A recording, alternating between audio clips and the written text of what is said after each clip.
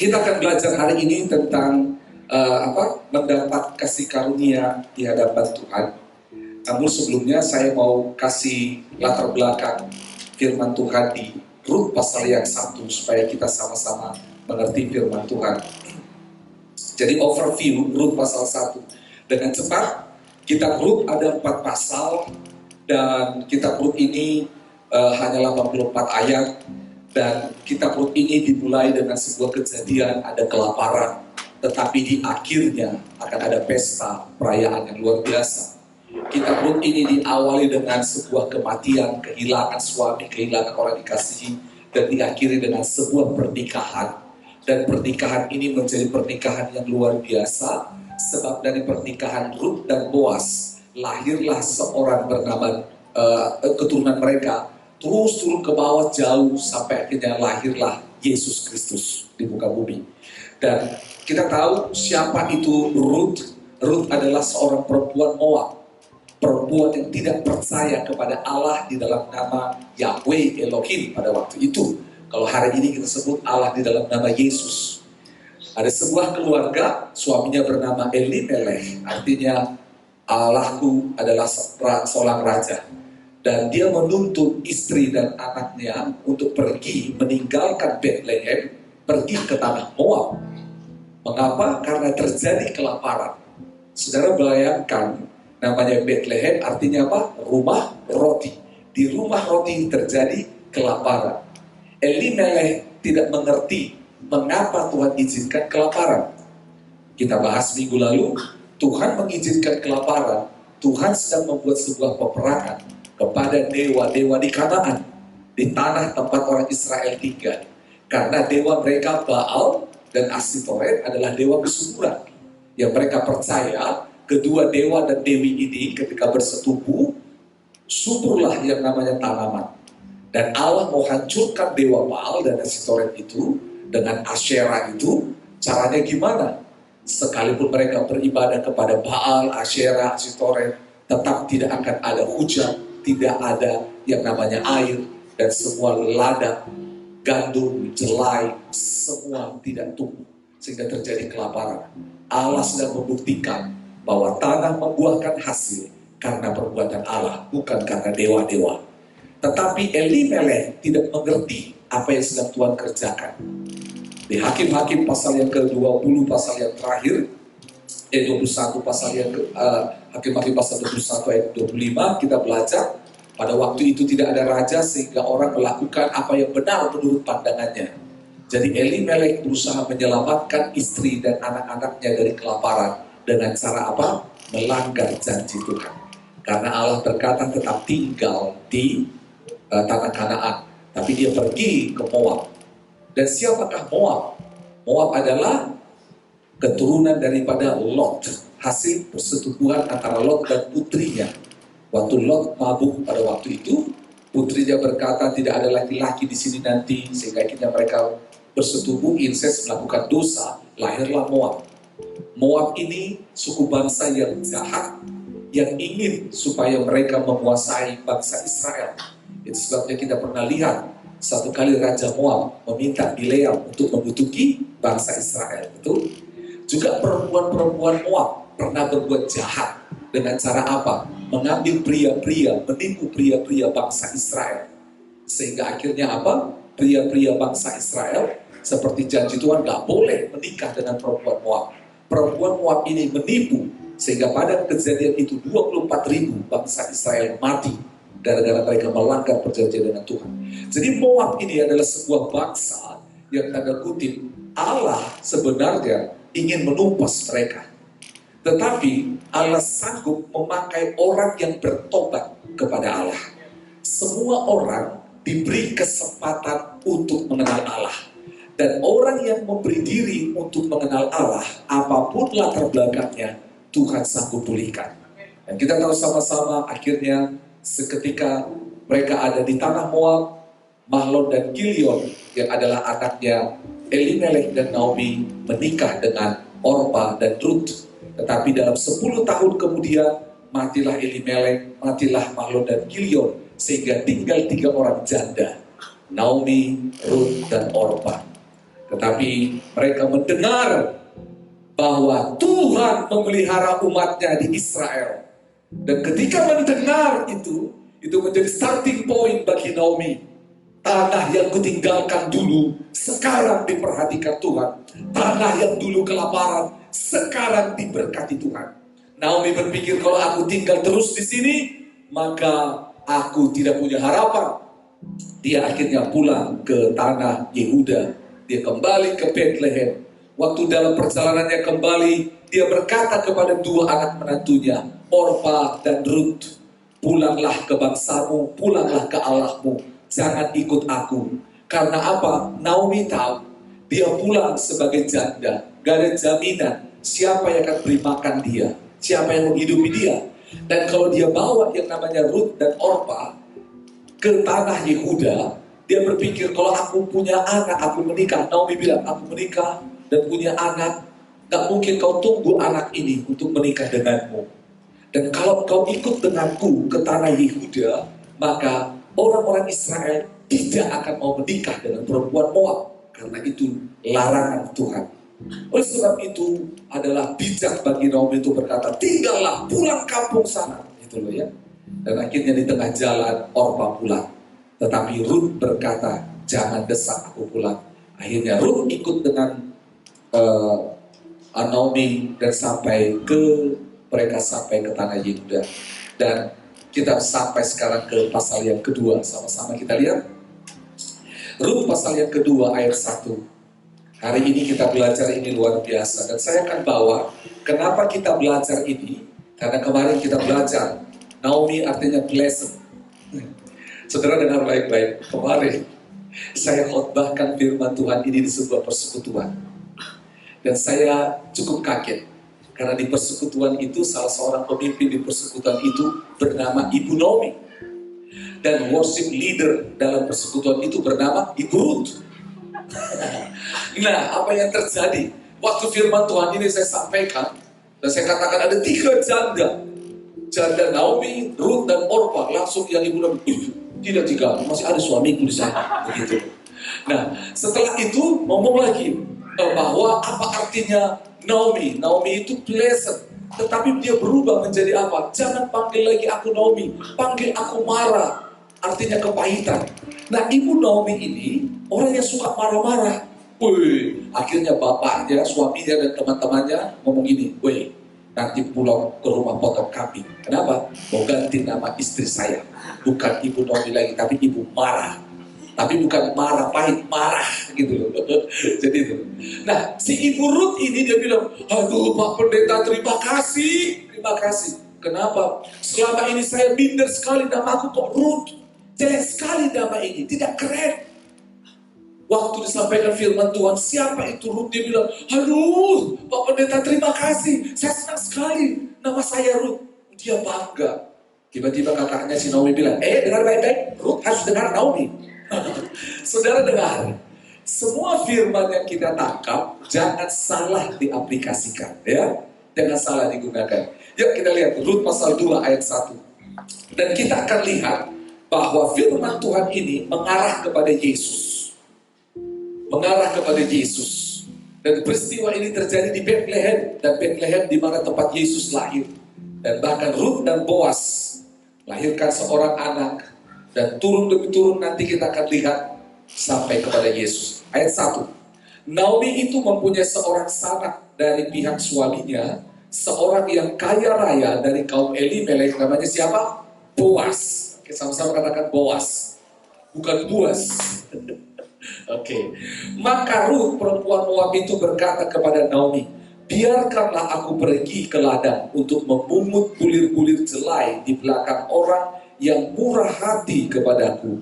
Dan sahut Naomi kepadanya, pergilah anakku. Lihat, Ruth adalah seorang yang sangat sopan. Dia sopan, dia permisi sama ibunya. Bilang, biarkanlah aku. Kalau bahasa Inggris, the Bible say, please let me go. Sebuah hal yang sangat sopan. Saya tanya, kita orang sopan gak? Kita sopan gak? Suami istri sopan gak? Sembarang Aduh, ada Harbolnas, hari belanja online nasional. Kalau kita tidak rayakan, wah, gak sayang ini. Jadi gak pamit sama suaminya. Saudara tahu apa yang menjadi ketakutan suami hari-hari ini? Ketika pintu diketuk, COD paket.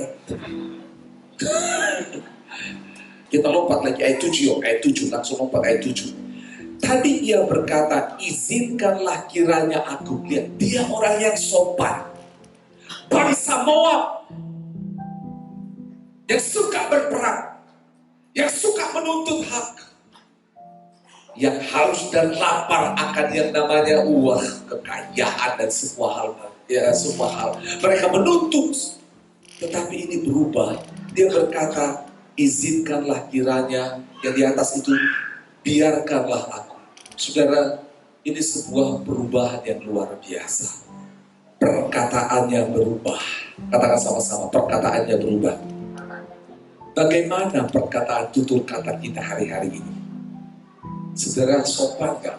Suami, saudara, apakah suami yang sopan?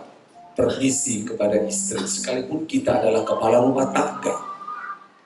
Mungkin beberapa istri adalah menteri keuangan di sini.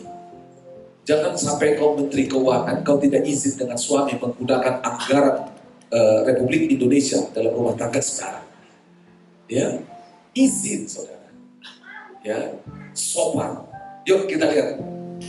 Lihat ayat 2, maka perempuan itu, Moab itu berkata kepada Naomi, biarkanlah aku pergi kemana? Ke ladang untuk memungut bulir jelai di belakang orang yang murah hati kepadaku.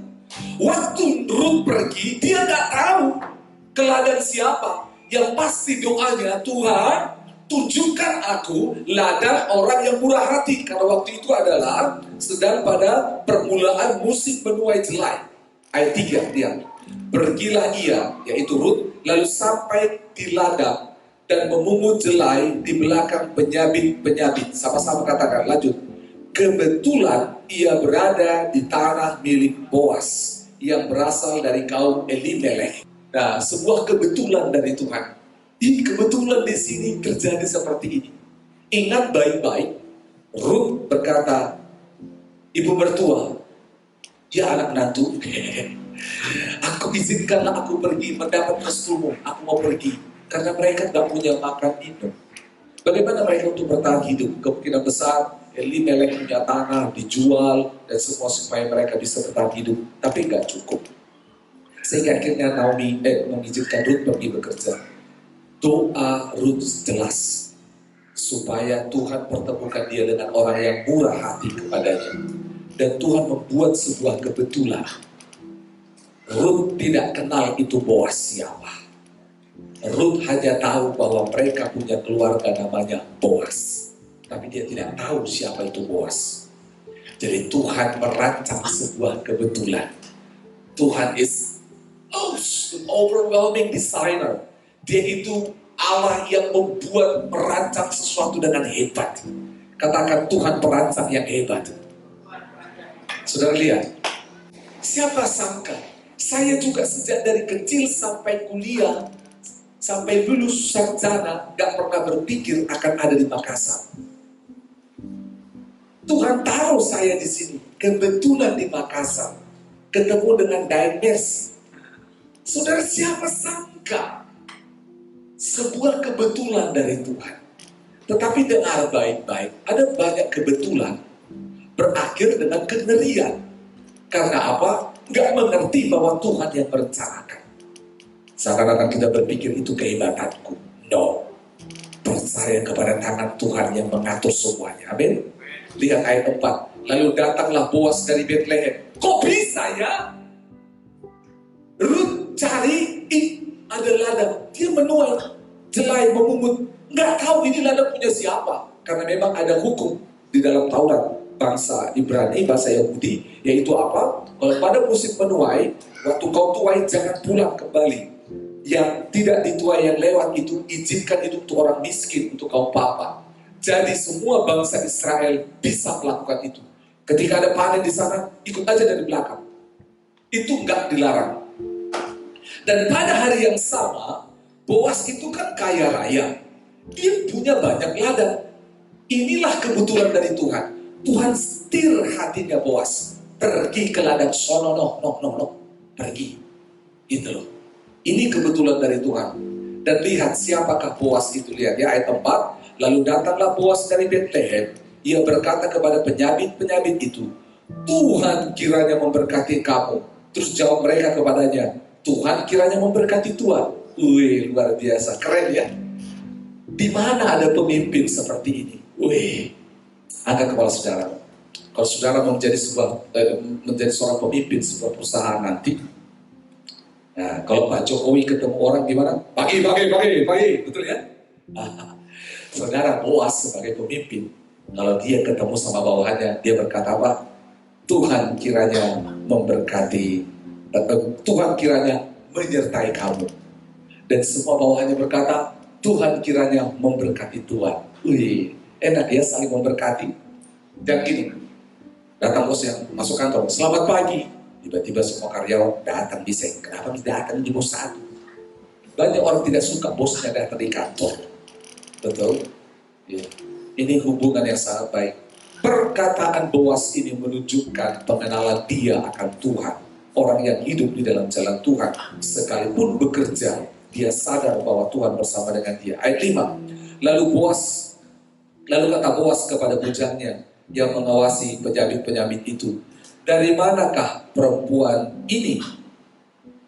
Bujang yang mengawasi penyabit-penyabit itu menjawab, dia adalah seorang perempuan Moab. Dia pulang bersama-sama dengan Naomi dari daerah Moab. Saudara, ayat yang kelima, Alkitab kita kurang tepat menerjemahkannya. Dikatakan di sana bukan dari manakah perempuan ini. Bahasa aslinya adalah perempuan itu milik siapa? Mengapa dikatakan demikian? Karena seringkali ketika para penyabit bekerja, yang di belakang ini adalah orang dari kalangan bawah, orang budak atau orang miskin. Dan mereka ini selalu punya tuan. Dan kalau itu perempuan, seringkali sudah menikah.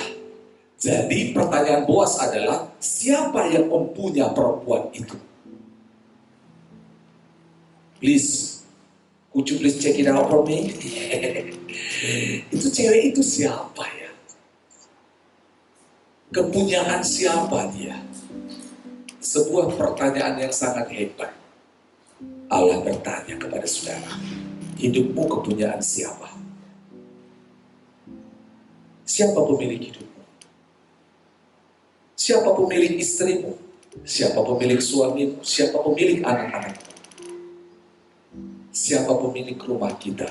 Siapa pemilik kendaraan sana? Bisa dilihat di BPKB, itu pemiliknya. Pemilik segala sesuatunya adalah Tuhan. Waktu Boas bertanya demikian, saya memiliki sebuah pemikiran yang hebat. Yaitu apa? Ruth bukan milik Moab lagi. Ruth bukan milik dewa Kamos, sesembahan orang Moab. Ruth bukan milik Mahlon dan Kilion. Ruth bukan milik daripada Naomi. Tapi Ruth kepunyaan Tuhan. Katakan amin. Itu yang terjadi. Makanya apa yang terjadi? Nah ya, ini kan model kalau orang Makassar SSB, SSB, Center Bela. Siapa itu ya? Oke, nah, Bujang ayat 7 lanjut. Tadi dia berkata, izinkanlah kiranya aku memungut dan mengumpulkan jelai dari antara berkas-berkas jelai ini di belakang penyabit-penyabit. Begitulah ia datang terus sama-sama apa? Sibuk. Dari apa? Pagi sampai sekarang. Dan seketika pun ia tidak berhenti. Sama-sama baca sekali lagi 1, 2, dan 3. Mana tadi? Begitulah ia datang dan terus sibuk dari pagi sampai sekarang, dan seketika pun ia tidak berhenti. Dengar baik-baik, dari semua perempuan yang sedang memuai jelai pada waktu itu, secara khusus di belakang para penyabit, dia satu-satunya perempuan yang tidak berhenti dari pagi sampai petang. Dia terus bekerja, padahal dia perempuan Moab, perempuan yang tidak layak. perempuan yang dapat perkataan yang tidak baik, yaitu perempuan yang ditolak. Engkau tidak seharusnya di sini. You not belong to this place. Engkau tidak seharusnya ada di sini. Ini bukan tempatmu. Engkau janda, engkau tak punya harapan. Engkau bangsa yang terkutuk. Tetapi dia sudah menerima anugerah kasih karunia Tuhan. Dia diberi kesempatan untuk hidup kepada Allah. Dan dia diberi kesempatan untuk memulai hidup yang baru. Dia diberi kesempatan untuk bekerja. Dan dia tidak sia-siakan. Dia kerja sibuk dari pagi sampai sekarang. Seketika pun tak berhenti. Dia sibuk kerja. Dia gak sibuk dengan perkataan orang. Dia gak sibuk dengan penilaian orang. Dia gak sibuk dengan masa lalunya. Dia gak sibuk menyalahkan mertua, menyalahkan siapapun. Dia sibuk dengan apa yang Tuhan sediakan di depannya. Katakan amin. Jangan sibuk dengan perkataan orang. Seringkali kita sibuk dengan perkataan orang, betul? Kita pusing, orang ngomong inilah, orang ngomong itulah. Kita sibuk dengan masa lalu dan semuanya. Sementara ada yang di hadapan kita. Tuhan kasih jiwa-jiwa, sibuklah dengan jiwa-jiwa. Tuhan kasih suami, istri, dan anak, sibuklah untuk itu. Jangan sibuk dengan istri orang lain. Jangan sibuk dengan suami orang lain. Jangan sibuk dengan itu. Dia sibuk dengan apa yang kesempatan yang Tuhan buka di depannya. Saudara sibuk dengan apa hari ini? Sibuk apa kita hari ini? Dengar baik-baik. Firman Tuhan ini begitu dalam. Luar biasa. Lanjut lagi, dikatakan seketika pun ia tidak berhenti. Artinya apa? Dia orang yang benar-benar luar biasa, mau berkorban bekerja. 8. Sesudah itu berkatalah Boas kepada Rut, lihat, kesaksian Rut membuat seorang pemimpin yang kaya raya berbicara kepada seorang hamba, seorang budak, seorang buangan. Rut berkata, Boas berkata, dengarlah dahulu anakku. Dipanggil anak, saudara. Saudara diterima jadi hamba saja sudah enak. Ini dipanggil anak. Itu sebabnya kita belajar kitab Rut. Pandanglah Allah. Bukankah kita semua orang yang berdosa, yang harusnya binasa, yang menyembah keinginan daging kita, tetapi Allah datang kepada kita. Betul? Allah yang datang. Boas datang ke Betlehem. Boas yang datang temuin Rut, bukan Rut yang temuin Boas. Tuhan yang datang temuin kita. Semua agama di muka bumi ini, semua Tuhan di muka bumi ini selain Yesus Kristus, semua Tuhan mereka mendorong manusia datang kepada Allah. Tuhan kita satu-satunya Tuhan di mana Allah datang kepada manusia. Keren Yesus kita. Katakan, keren itu Yesus. Keren itu Yesus. Dia datang. Dan dia panggil anakku. Tuhan panggil saudara anak. Katakan amin. Angkat kepala saudara. Itu sebabnya kita bersaudara. Semua kita anak Tuhan. Amin. Bilang kiri kanan, engkau anak Tuhan, engkau saudaraku. 1, 2, 3, ayo. Engkau anak Tuhan, engkau saudaraku. Oke. Berarti yang perempuan, bukankah aku istrimu, Bapak? Seperti Abraham dan Sarah. Dia saudaraku pada istri. Oke, itu beda. Lanjut lagi. Dengarlah dahulu anakku. Dikatakan, lihat ini apresiasi. Tidak usah engkau pergi memungut jelai ke ladang lain. Karena banyak ladang di situ. Gak usah pergi ke ladang lain. Karena tadi di ayat 2, supaya aku diberi memungut jelai dari ladang orang yang buruh hati. Jadi panen, semua panen. Dan Boas berkata, anakku jangan pergi ke ladang lain. Dan tidak usah juga engkau pergi dari sini. Tetapi tetaplah dekat pengerja-pengerjaku perempuan. Jadi lihat, ada pengerja perempuan yang sedang menyabit, tetap dekat. Ayat 9. Lihat saja ke ladang yang sedang disabit orang itu. Ikutilah perempuan-perempuan itu dari belakang. Sebab aku telah memesankan kepada pengerja-pengerja laki-laki. Jangan mengganggu engkau. Jangan engkau haus. Pergilah ke tempayan-tempayan dan minumlah air yang dicedok oleh pengerja-pengerja itu. Kepada semua orang yang mendengar firman Tuhan ini, yang sedang berpikir tentang musim penuaian, dengar baik-baik. Jangan tinggalkan komunitas yang sedang menuai. Dekati mereka. Dikatakan, Jangan pergi dari pengerja-pengerja itu. Karena pengerja ini sedang panen. Dan tuaian itu persis di depanmu. Itu sebabnya, saudara, di gereja ini kita sedang memanen perkara besar dari Tuhan. Katakan amin. Jangan tinggalkan supaya kita menuai bersama-sama. Katakan amin. Menuai bersama-sama. Menuai bersama-sama. Ini yang kita harapkan. Ya, jadi jangan tinggalkan pekerja-pekerja itu. Di ayat yang ke-9 itu dikatakan, lihat saja ke ladang yang disabit orang itu. Ikutilah perempuan-perempuan itu dari belakang. Jadi ikuti penuaian yang sedang terjadi. Sebab aku telah memesankan kepada pekerja-pekerja laki-laki, jangan mengganggu engkau. Dan jika engkau haus, pergilah ke tempayan-tempayan dan minumlah air yang dicerap oleh pekerja-pekerja itu. Dengar baik-baik, air itu, makanan itu tidak disediakan untuk Rut karena dia orang Moab dan dia tidak berhak. Tetapi oleh karena pertobatannya dan oleh karena pemilihan Tuhan, Tuhan sediakan makanan, minuman untuk para pekerja. Semua kita yang diutus Tuhan untuk menuai jiwa-jiwa ini, dengar baik-baik. Tuhan siapkan makanan dan minuman untuk kita. Dengar baik-baik. Kadang-kadang tantangan terbesar bagi seorang pembawa berita kabar baik, pemberita Injil adalah soal perut. Kalau satu orang gak apa-apa, tapi ketika dia menikah, punya istri, punya anak, gimana Tuhan? Kita bersyukur untuk kepercayaan ini. Kita akan menolong para pekerja itu, amin. Supaya mereka dapat makan dan minum. Ayat 10, lalu sujudlah Rut menyembah dengan mukanya sampai ke tanah dan berkata kepadanya, mengapakah aku mendapat belas kasihan daripadamu sehingga Tuhan memperhatikan aku, padahal aku ini seorang asing. Saudara dengar baik-baik. Perkataan inilah yang banyak kita dapatkan di Injil. Ketika Yesus hadir di muka bumi. Ketika dia dalam rupa Tuhan, Yesus adalah Allah dalam rupa manusia datang di muka bumi.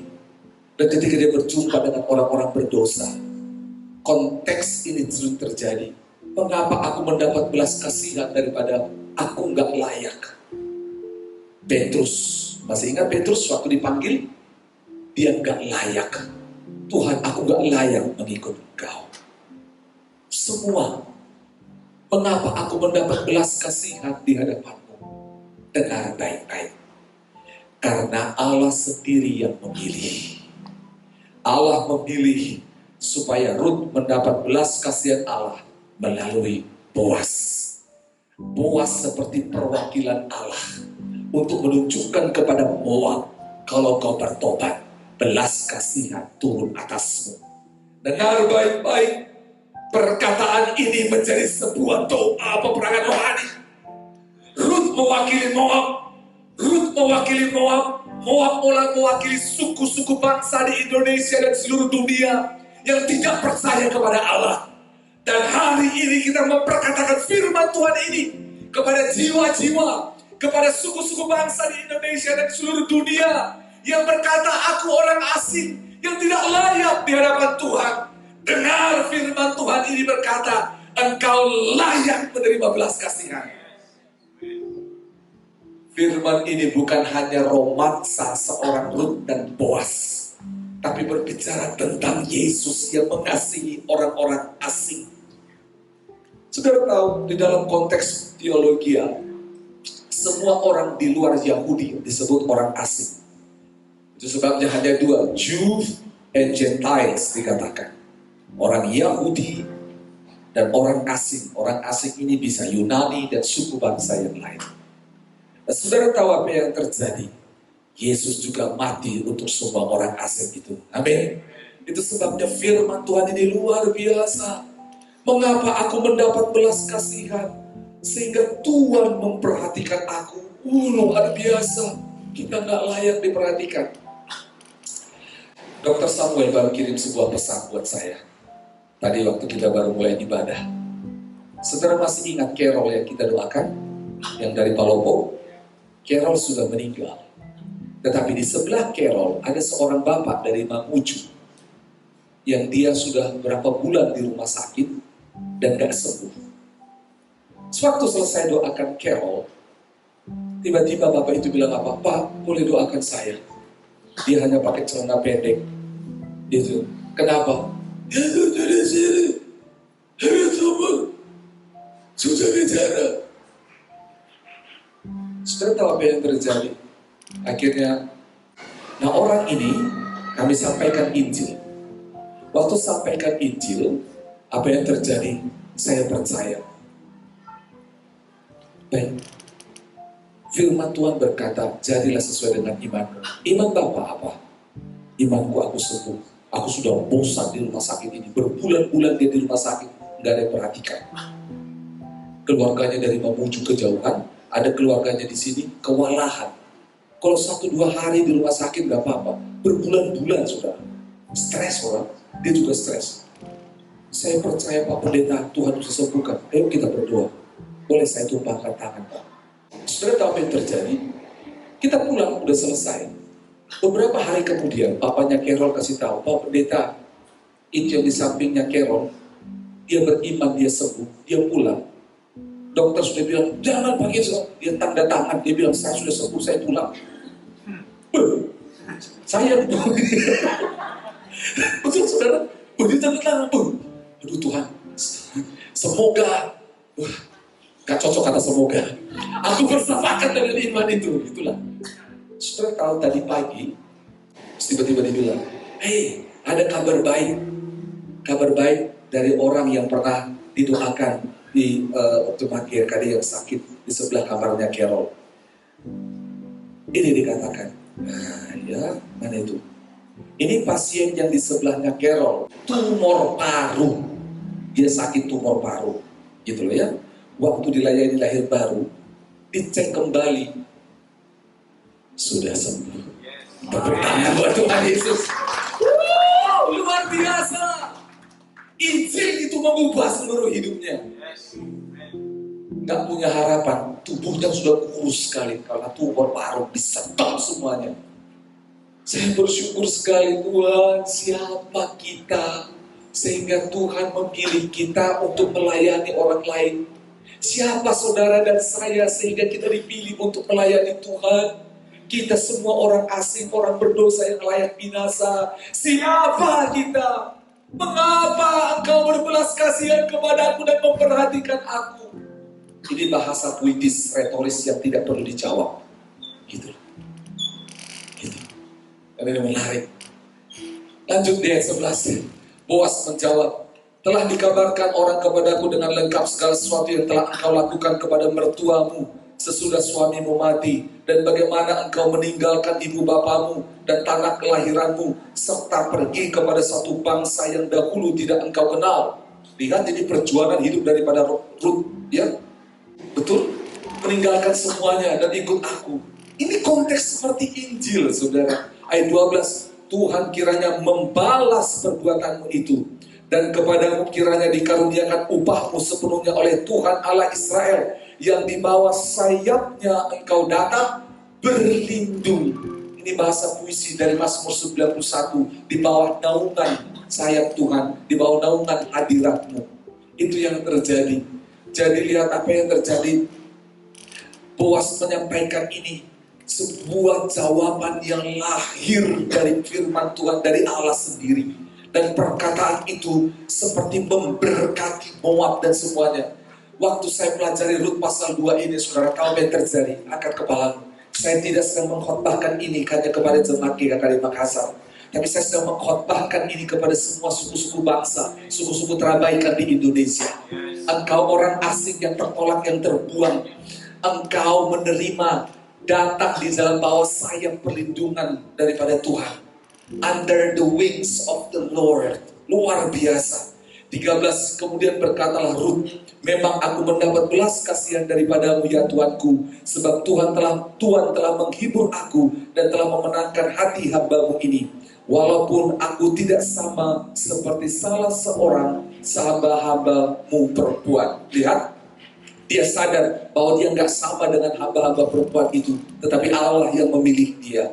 14, ketika sudah waktu makan, berkatalah Boas kepadanya, datanglah kemari, makanlah roti ini, dan celupkanlah suapmu ke dalam cuka itu. Lalu duduklah ia di sisi penyabit-penyabit itu, dan Boas mengunjukkan berti gandum kepadanya. Makanlah Rut sampai kenyang, bahkan ada sisanya. Katakan amin. Saudara dengar baik-baik, ini promosi dari Tuhan. Ini promosi karena apa? Rut orang Moab yang tidak layak, orang asing itu, yang ada di belakang daripada penyabit.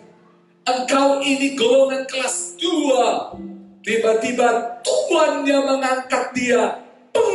Diangkat. Makan bersama denganku. Makan bersama dengan penyabitku. Bahkan apa yang terjadi? Bukan hanya itu. Menarik. Khusus untuk Rut dikatakan, Boas menunjukkan berti gandum kepadanya. Ada makanan khusus yang diberikan Boas kepadanya. Luar biasa. Inilah yang dilakukan oleh Allah kepada kita. Dia mengangkat engkau dari orang kelas 2, dari orang terbelakang, dari orang yang tidak layak, dan dia berkata, engkau duduk semeja dengan aku. Inilah yang dilakukan oleh Daud kepada anak daripada Yonatan yang bernama Mephiboset. Mephiboset itu lumpuh sejak dia lahir. Mephiboset berkata, aku seperti anjing mati. Aku pewaris tahta, tapi aku lumpuh dan aku gak berdaya. Aku hanya hidup karena belas kasihan daripada inang pengasuhku. Tetapi Daud mengingat janjinya kepada Allah dan kepada Yonatan. Dan dia berkata, keturunan Saul, keturunan Yonatan aku pelihara. Dan Daud mencari di seluruh bangsa, siapa keturunan Yonatan yang masih hidup. Ketemulah yang namanya Mephiboset. Dia sedang ada di desa yang jauh. Dia sedang tersembunyi di sana, di tempat yang tidak punya harapan. Dan Daud menjemputnya. Datang. Waktu datang Mephiboset berkata, aku tidak layak. Daud berkata apa? Engkau layak. Engkau makan semeja denganku. Alkitab berkata, Mephiboset makan sehidangan dengan raja. Dengar baik-baik. Tuhan memilih saudara dan saya sebagai orang berdosa. Dia mengangkat engkau. Bukan hanya memanggil engkau anak, tetapi dia membawa engkau semeja dengan dia. Ini adalah sebuah penghargaan yang mulia. Tidak ada Allah yang seperti ini. Semua dewa di muka bumi ini membuat engkau kelas bawah. Dia membawa engkau anak dan semeja. Tradisi orang Yahudi, semeja artinya setara. Itu sebabnya di kitab Mazmur berkata, engkau adalah Allah kecil. Manusia itu seperti Allah kecil. Karena apa? Kitalah satu-satunya ciptaan yang diciptakan serupa segambar dengan Allah. Kita semeja dengan Tuhan. Katakan sama-sama, wow. Saudara dengar baik-baik. Saya belum pernah semeja dengan Bapak Presiden. Dan saudara bayangkan betapa bangganya kalau kita semeja dengan dia. Tuh. Saya pernah semeja dengan Pak Wali Kota, Pak Dani Pomanto. Satu kali bikin ibadah perayaan Natal, duduk seperti ini, ya, lingkaran-lingkaran. Dan kami bersyukur di dalam perayaan itu, Pak Dani Pomanto duduk di dalam meja yang di lingkaran kami. Saya senang sekali, Saudara, inilah perasaan yang luar biasa. Diangkat dan dikasih makan spesial. Makanlah Rut sampai kenyang. Bahkan ada apa? Ada sisanya. Rut pulang. Ketika Rut pulang, mabungku dia. Ketika pulang Rut ini Columbus membungkus. Dia pulang, bahkan ada sisanya. Saudara dengar baik-baik, saya nggak tahu waktu Ruth pergi pamit kepada Naomi, dia bawa bekal makanan atau tidak, saya nggak tahu. Ayat 15, setelah ia bangun udah selesai makan nih, dia nggak kipas-kipas, dia bangun Maka bos memerintahkan kepada pekerja-pekerjanya, dari antara berkas-berkas itu pun dia boleh memungut, janganlah ia diganggu. Artinya apa? Berkas itu yang sudah dipanen, diikat, itu pun bisa diambil. Tetapi apa yang terjadi? Dibilang jangan ganggu. Lihat 16, bahkan haruslah kamu dengan sengaja menarik sedikit dari onggokan jelai itu untuk dia dan meninggalkannya supaya dipungutnya. Janganlah berlaku kasar terhadap dia. Jadi itu para pengerja, ini yang sudah diikat jadi bal ini, dikeluarin sedikit dan sengaja ditinggalkan. Artinya apa? Dikasih kepada Ruth. Saudara dengar baik-baik. Bahasa Makassar dibilang ini racik-racik. Nah, saudara dengar baik-baik. Katakan sama-sama kecipratan. Kan dia kecipratan ini ya. Saya membayangkan kebetulan yang dari Tuhan. Oleh karena belas kasihan membuat kita kecipratan. Oke. Lanjut. Sudah di mana tadi? Iya, gak boleh diganggu. Ya, jangan laku kasar. Ini untuk pertolongan Tuhan. Pertolongan Tuhan kepada Ruth. 17. Maka ia memungut di ladang sampai petang. Lalu ia mengiring yang dipungutnya itu kira-kira seeva jelai banyaknya. Katakan seeva jelai banyaknya. Jadi setelah makan dia masih kerja. Dan dia terus memungut dengan luar biasa. Dan dia tidak berhenti sampai petang. Dia kerja luar biasa. Dia melakukan tugasnya dengan baik. Dia tidak berhenti. Dia melakukan apa yang menjadi panggilannya. Dia sibuk dengan apa yang dipercayakan Tuhan kepadanya. Saudara, Eva itu adalah kurang lebih 36 liter. Jadi, waktu itu satu Eva itu 36 liter. Jadi dia mendapat 36 liter jelai. Saudara, pada zaman itu seorang pekerja digaji dengan 1 liter. Jadi, saudara bayangkan pekerjaan hari itu yang namanya Ruth mendapat 30 kali lipat. Ini keren. Waktu kita mendapat belas kasihan Tuhan. Dengar baik-baik. Engkau akan mendapat lebih daripada apa yang kau kerjakan. Karena Allah lah yang melakukan jauh lebih besar dari yang kita doakan dan harapkan. Itu sebabnya firman Tuhan berkata, jangan hatimu ingin menjadi kaya, susah payah tidak menambahkannya. Berkat Tuhan yang menjadikanmu kaya. Saudara dengar baik-baik, tetap kerja, tetapi dengan promosi dari Tuhan, racik-raciknya dari Tuhan, cipratannya dari Tuhan, bonus ekstra. Oh ya, that was a good one. Racik-racik cipratan itu bonus, extra bonus. Katakan sama-sama extra bonus. Saudara senang gak dapat ekstra bonus? Senang ya? Kadang-kadang pekerjaan dihargai dengan ekstra bonus. Yuk dikit lagi kita akan selesai. Dan akhirnya diangkatnya itu, ia masuk ke kota. 18, ketika mertuanya melihat dia dipungutnya dan ketika dikeluarkannya, diberitahukannya kepada mertuanya sisa yang ada setelah kenyang itu. Wih, ini menarik. Dia pulang, dia bawa 36 liter jelai, dia bawa makanan. Hasil pekerjaannya dinikmati oleh Ruth dan dinikmati oleh mertuanya. Kalau saudara baca kitab Hagai ini luar biasa. Allah murka kepada bangsa itu. Dia berkata apa? Engkau menuai, engkau bawa pulang, aku akan menghabiskannya di tengah jalan. Gak ada yang sampai ke rumahmu. Engkau pakai baju, engkau tidak akan panas. Engkau makan, engkau tidak akan kenyang. Itu karena Allah murka kepada bangsa itu. Tetapi karena belas kasihan Tuhan kepada Ruth, dia kerja seperti yang lain. Tuhan kasih bonus ekstra. Dia kerja 1 hari, tapi dapat upah seperti 30 hari. Dan ketika dia pulang, dinikmati oleh mertuanya.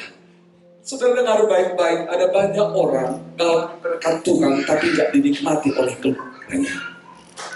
Saya sedang mendeklarasikan ini kepada saudara dan kepada suku bangsa. Ketika engkau bekerja melayani Tuhan, berkat yang kau terima tidak akan kau nikmati sendiri.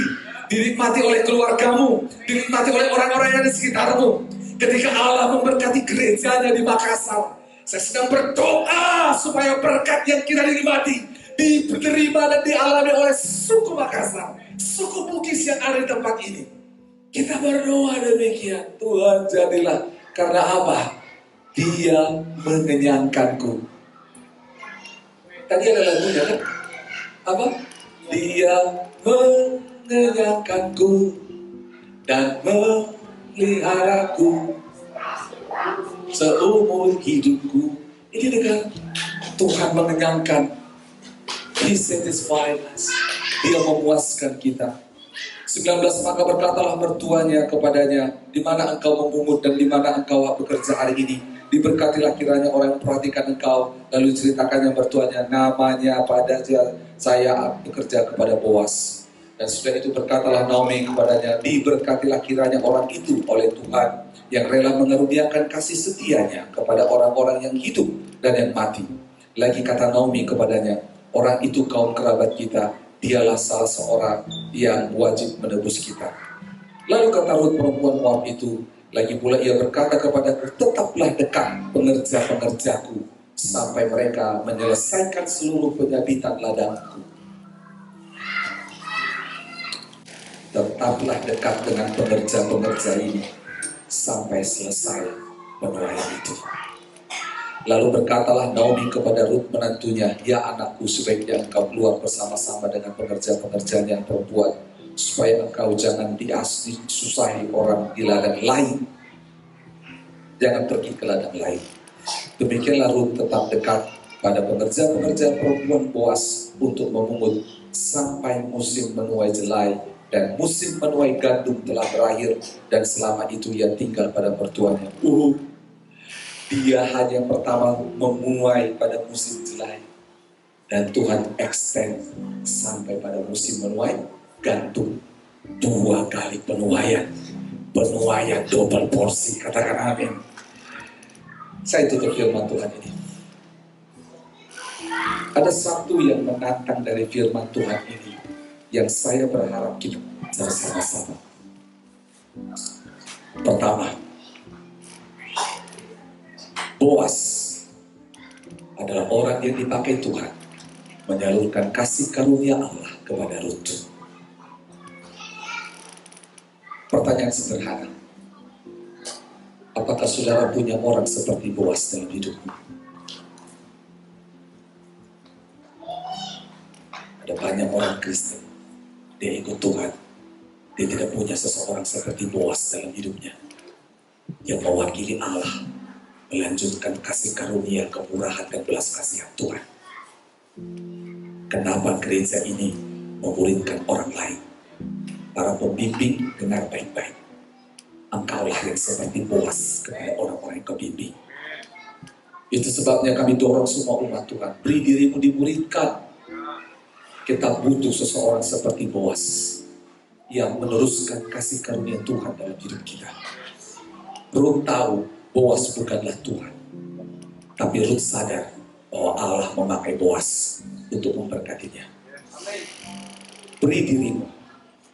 Sekali lagi, gereja ini kita sedang belajar supaya firman Tuhan ini terjadi. Hormati. Lihat betapa Rut sangat menghormati Boas. Karena apa? Dia tahu bahwa Allah sedang memakai Boas untuk menolong dia sampai kepada tujuan akhir hidupnya. Amin, kita berdoa.